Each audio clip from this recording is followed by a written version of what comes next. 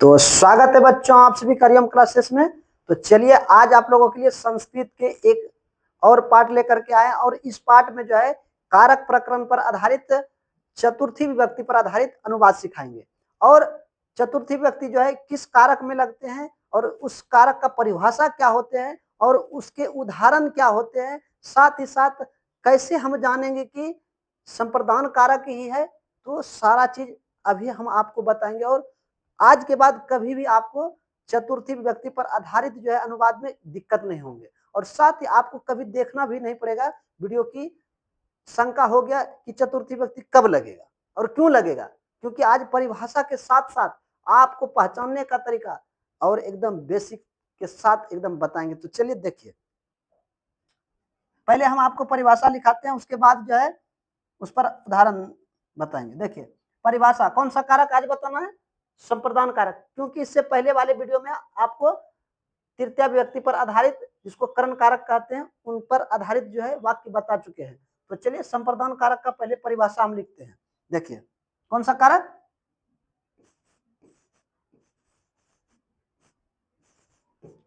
संप्रदान कारक। कौन सा कारक है? संप्रदान कारक। अब देखिए ये जो संप्रदान कारक है इसका परिभाषा पहले देखिए, परिभाषा क्या होता है ध्यान दीजिए।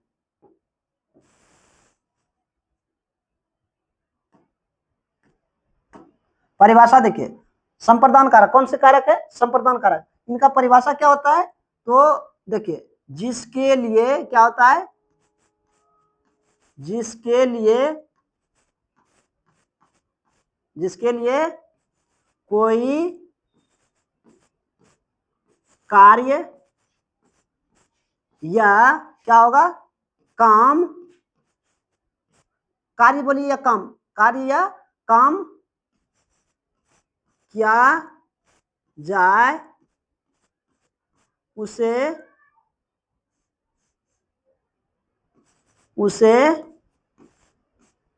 क्या कहते हैं? संप्रदान कारक कहते हैं। तो पहले हम आपको परिभाषा बता दिए संप्रदान कारक किसको कहते हैं। अब देखिए हिंदी में जो है संप्रदान कारक के दो चिन्ह होते हैं। कितने चिन्ह होते हैं? दो चिन्ह होते हैं। देखिए कौन कौन से होते हैं, तो हम यहाँ पे लिखे क्या, हिंदी में। किसमें? हिंदी में। थोड़ा कलर चेंज कर लेते ताकि आप जब देखें तो एकदम स्पष्ट दिखे। देखिए हिंदी में, किसमें? हिंदी में। देखिए इसको स्टार पॉइंट बना लीजिए। क्या बना लीजिए? Star point. अब देखिए हिंदी में कौन सा कारक? संप्रदान कारक। संप्रदान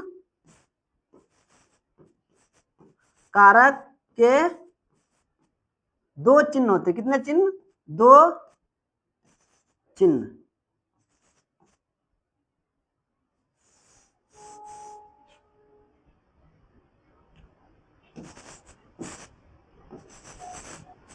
दो चिन्ह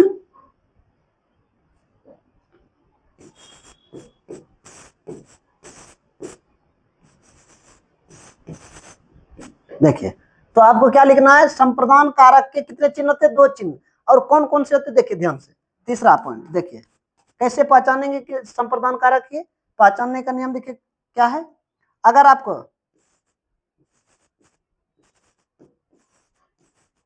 पहचानने, थोड़ा पेन चेंज कर लेते हैं।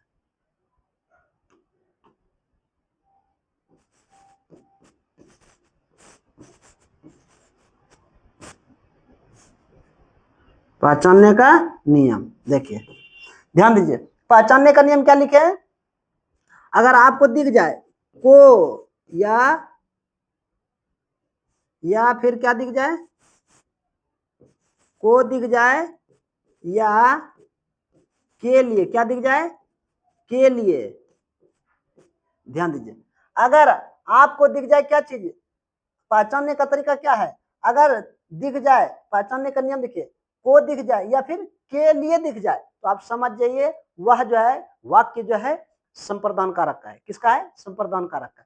अब देखिए अब संप्रदान कारक है तो संप्रदान कारक में जो है पहचान तो गई कि हम संप्रदान कारक है। अब इसमें जो है कौन सा विभक्ति लगेगा, तो ये भी नोट करिए, इसमें भी एक पॉइंट नोट करिए प्लस। देखिए स्टार पॉइंट, संप्रदान कारक में किसमें, संप्रदान कारक में चतुर्थी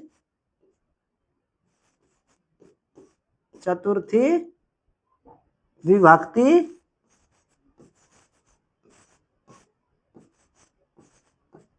लगती है। कौन सा, चतुर्थी विभक्ति। तो देखिए, तो संप्रदान कारक में कौन सा विभक्ति लगता है, चतुर्थी विभक्ति। तो पहले देखिए हम आपको बताए संप्रदान कारक किसे कहते हैं। संप्रदान कारक किसे कहते हैं, तो जिसके लिए कोई कार्य या काम किया जाए उसे संप्रदान कारक कहते हैं। अर्थात मान लीजिए कोई किसी के लिए काम कर रहा है, तो जिसके लिए कर रहा है उसी में कौन सा विभक्ति लगाना, आपको चतुर्थी विभक्ति लगाना। उसके बाद देखिए कैसे पहचानेंगे कि चतुर्थी विभक्ति, तो हिंदी में जो है संप्रदान कारक के पहचानने के दो नियम है। कितने नियम, दो चिन्ह है। कौन कौन से चिन्ह, देखिए पहचानने का चिन्ह कौन सा है, को दिख जाए या के लिए दिख जाए तो समझ जाइए कि चतुर्थी विभक्ति ही लगेगा और संप्रदान कारक का ही अनुवाद है। उसके बाद देखिए अब उसमें कौन सा विभक्ति कौन सा लगेगा, देखिए संप्रदान कारक में चतुर्थी विभक्ति लगती है।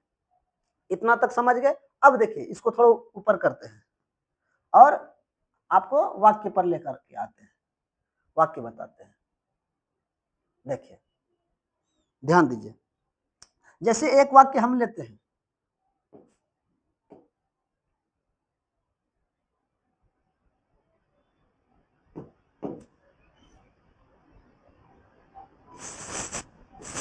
श्याम माता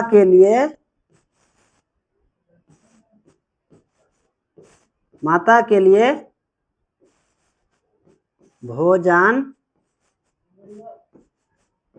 लाता है। श्याम माता के लिए भोजन लाता है। देखिए अब यहाँ पे देखिए ध्यान से, तो यहाँ पे किसके लिए काम किया जा रहा है, माता के लिए, क्योंकि माता के लिए ही भोजन लाया जा रहा है।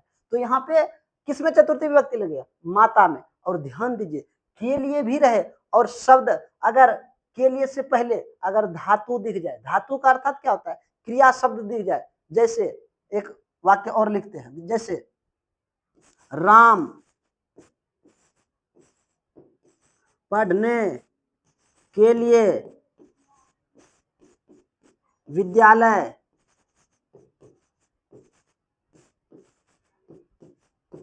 जाता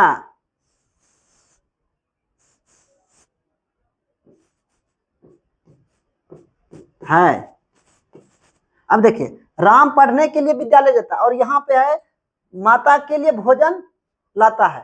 तो यहाँ पे देखिए पढ़ने के लिए, तो यहाँ पढ़ने का काम हो रहा है, क्रिया जो काम हो रहा है किसके लिए, पढ़ने के लिए। तो यहाँ पे जो है ना शब्द लगा है, तो यहाँ पे क्रिया है, तो इसमें चतुर्थी विभक्ति नहीं लगा करके इसमें तुमुन प्रत्यय लग जाता है। कौन सा प्रत्यय, तुमुन प्रत्यय। लेकिन अगर कोई शब्द रहता है, जैसे यहाँ माता एक शब्द है, तो इसमें जो है अगर संज्ञा शब्द रहे, कौन सा शब्द, संज्ञा शब्द, तो उसमें जो है चतुर्थी विभक्ति लगता है संप्रदान कारक के अनुसार।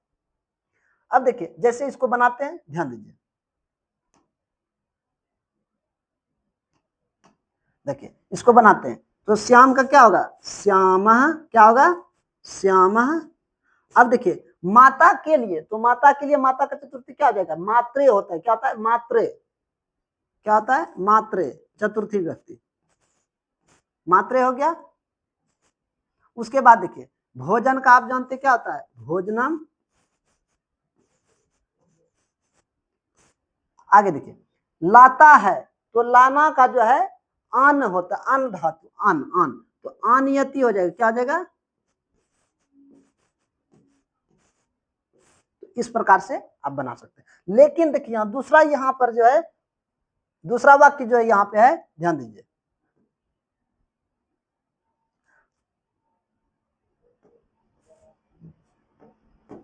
दूसरा वाक्य क्या है, राम पढ़ने के लिए विद्यालय जाता है। तो यहाँ पर जो है पढ़ने का काम हो रहा है, क्रिया पढ़ाई का हो रहा है, काम जो यहाँ हो रहा है पढ़ने का, तो लेकिन यहाँ पे ना है, मतलब क्रिया है, धातु है, तो धातु में जो है चतुर्थी व्यक्ति नहीं लगा करके उसमें प्रत्यय लगता है। कौन सा प्रत्यय? तुमुन प्रत्यय। और आपको तुमुन प्रत्यय पर आधारित जो है वाक्य पहले ही बता चुके हैं। अगर आप नहीं देखे हैं तो हमारे चैनल में जाकर के आराम से वीडियो को देख सकते हैं। तो चलिए देखिए यहाँ पे अभी समझिए, हम अभी भी बता देते फिर से। तो यहाँ पे क्या हो जाएगा आपका? तो राम का हो जाएगा रामा, उसके बाद पढ़ने के लिए का पठितुम हो जाएगा। क्या हो जाएगा? पठितुम। उसके बाद विद्यालय का तो आप जानते हैं विद्यालयम होगा। क्या होगा? विद्यालयम। आगे क्या होता है? जाना का आप जानते हैं, बहुत बना चुके हैं अनुवाद, गच्छ मतलब जाना। अब राम अकेले जा रहे हैं तो ती लग जाएगा, तो हो जाएगा गच्छति। इस प्रकार से अनुवाद बन रही। तो चतुर्थी व्यक्ति पर आधारित देखिए कितना आसान वाक्य है। लगता है लोगों को कि एकदम भारी होता है, लेकिन नहीं, अगर आपको बताने वाला मिल जाए तो एकदम चुटकियों में बन जाता है वाक्य। देखिए एक और उदाहरण लेते हैं, जैसे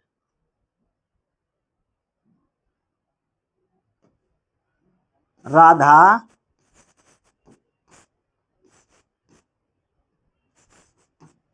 स्नान के लिए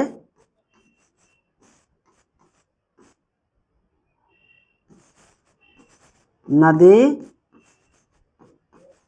जाती है। देखिए स्नान के लिए कहाँ जाती है? नदी जाती है। यहाँ देखिए राधा का तो राधा ही हो जाएगा, राधा ही। अब देखिए किसके लिए जा रहा है? स्नान के लिए जा रहा है।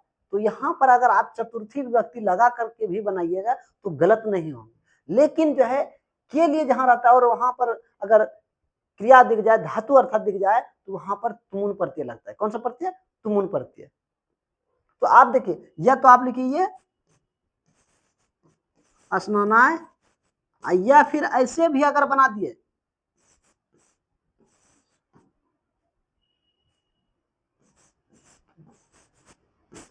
स्नातुम, नदी का नदी ही, जाना का आप जानते हैं क्या होता है? गच्छ। सीता अकेले जा रहे तो गच्छती हो जाएगा।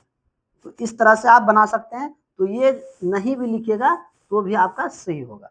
लेकिन शुद्ध वाक्य जो है आपका कब होगा? जब तुम उन प्रत्यय लगाइएगा तब। तो यहाँ पे हो जाएगा नदी का नदी ही, उसके बाद जाना का गच्छ, उसके बाद ती, गच्छती। तो इस प्रकार से आप बनाइए। देखिए राधा का राधा स्नान के लिए, तो स्नानाय हो गया, कहाँ जा रहे? नदी, तो नदी, और जाना का गच्छती। अब देखिए यहाँ काम क्या हो रहा था? स्नान के लिए जा रही थी, तो यहाँ पर ही चतुर्थी व्यक्ति लगा। तो जिसके लिए कोई काम हो या जो कार्य हो रहा है उसी में कौन सा व्यक्ति? चतुर्थी व्यक्ति। तो देखिए अगला वाक्य,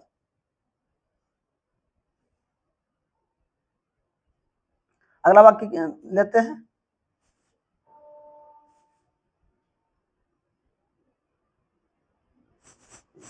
हम लोग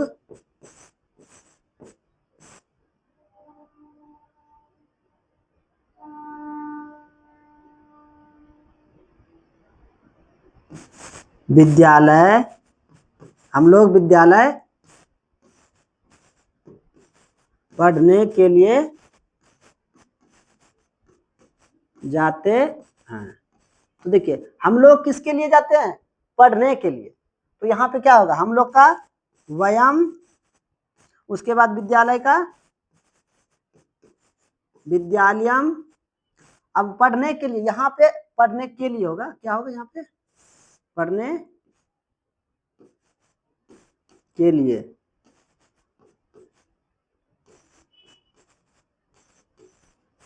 पढ़ने के लिए जाते हैं। अब देखिए पढ़ने के लिए यहाँ पे काम क्या हो रहा है? पढ़ने का काम हो रहा है। तो यहाँ पर जो है चतुर्थी विभक्ति नहीं लगाकर क्या लगाएंगे? तुमुन प्रत्यय, क्योंकि के लिए है। संप्रदान कारक में आपको बताए चतुर्थी विभक्ति लगता है, लेकिन जहां पर धातु रहता है वहां पर चतुर्थी नहीं लगता। अगर आप लगा भी दिए तो सही भी कर सकते हैं या तो गलत भी कर सकते हैं, अगर नियम के अनुसार चेक किया जाएगा। तो यहाँ पे क्या लिखेगा? पठी तुम, उसके बाद जाना का आप जानते हैं गच्छ। अब देखिए कितने लोग जा रहे हैं? हम लोग। मतलब उत्तम पुरुष बहुवचन में तो क्या होगा, गच्छामा।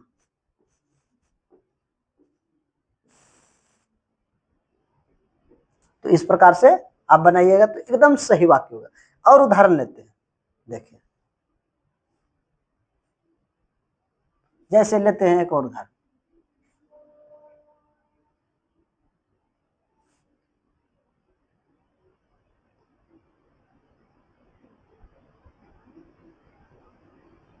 वह फल के लिए, वह फल के लिए जंगल जाता है। देखिए क्या लिखे हैं, वह फल के लिए जंगल जाता है। किसके लिए जा रहा है, वह फल के लिए जंगल जा रहा है। तो वह का आप जानते क्या होता है, सह, क्या होता है, सह। उसके बाद फल के लिए, तो यहाँ पे काम क्या हो रहा है, फल के लिए जा रहा है। तो पहले ही हम आपको परिभाषा में बता चुके हैं कि जो काम हो रहा है उसमें चतुर्थी व्यक्ति, या जिसके लिए काम हो रहा है उसी में कौन सा व्यक्ति लगेगा, चतुर्थी व्यक्ति। तो यहाँ किसके लिए काम हो रहा है, फल के लिए, फल के लिए वो जा रहा है। तो यहाँ फल में चतुर्थी, तो क्या आ जाएगा, फला है, क्या आ जाएगा,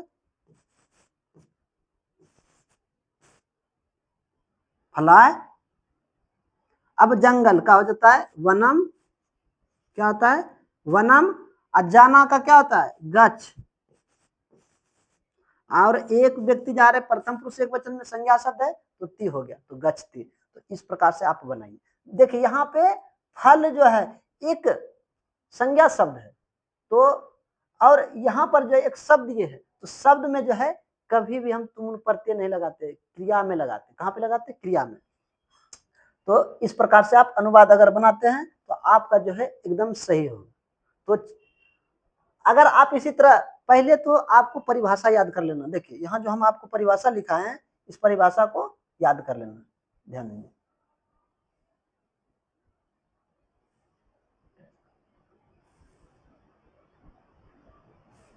देखिए इस प्रकार से परिभाषा है। संप्रदान कारक का क्या है, जिसके लिए कोई कार्य किया गया हो या फिर कोई काम किया गया हो उसे कहते हैं संप्रदान कारक। और संप्रदान कारक के पहचान निकट दो नियम होते हैं और चिन्ह भी दो होते हैं, जो कि को और के लिए होते हैं।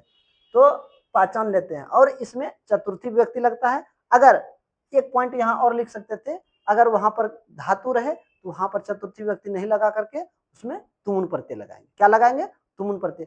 तुमुन प्रत्यय पर आधारित जो है हम अलग से वीडियो बना चुके हैं, अगर आप नहीं देखे हैं तो जाकर के हमारे चैनल में देख लीजिए।